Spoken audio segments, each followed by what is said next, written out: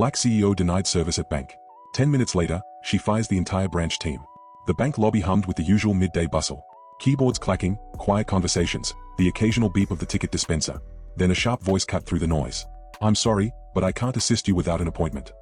All eyes flicked toward the polished marble counter where a black woman in a light green high neck, her manicured fingers resting lightly on the edge, stood calmly. The bank teller, a woman in a formal suit and a practiced customer service smile, barely glanced up from her screen. The CEO's expression didn't change, but her eyes, cold, calculating, locked onto the teller's name tag. This was about to go very, very wrong. 10 minutes later, the branch manager would stand in stunned silence as security escorted him out. The teller, who had dismissed the woman without a second thought, would be sobbing into her hands. But right now, no one in the bank had any idea who they were dealing with. Naomi Sinclair wasn't just any client. She was the youngest black female CEO of Sinclair and Rowe Capital, a billion-dollar investment firm. She had spent her career fighting for respect in boardrooms where men twice her age dismissed her, until they saw the numbers. Until they realized she didn't just have a seat at the table, she owned it. Today, she had walked into Heritage Trust Bank, her bank, the one her company had banked with for decades, to handle a simple wire transfer. And she had been treated like an inconvenience.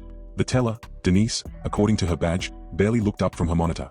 High-value transactions require an appointment. Corporate policy. Naomi's eyebrow arched. "I've been banking here for 15 years. I think I know the policy." Denise sighed as if explaining to a child. "Well, today we are short-staffed. You'll have to come back later." A beat of silence. Naomi pulled out her phone. The branch manager, a balding man in a too-tight tie, arrived with a placating smile. If there's an issue." Naomi didn't let him finish. "What's your name?" "Martin Hale." She tapped her screen once, then without breaking eye contact, lifted the phone to her ear. "Elliot, it's Naomi. Freeze all Sinclair and Rowe accounts at Heritage Trust, effective immediately." Martin's face drained of color. The regional VP arrived within minutes, sweating through his suit. "Miss Sinclair, there's been a terrible misunderstanding." Naomi handed him her business card. His knees nearly buckled. "Sinclair and Rowe Capital. Naomi Sinclair, CEO." The teller, Denise, finally looked up, really looked, at the woman she'd dismissed.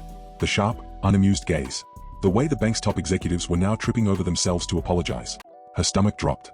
"Oh, God." Naomi didn't raise her voice. She didn't have to. "Your staff refused me service not because of policy, because they assumed I didn't belong here." She slid a folder across the counter. "Termination notices. Effective immediately." The branch erupted into chaos.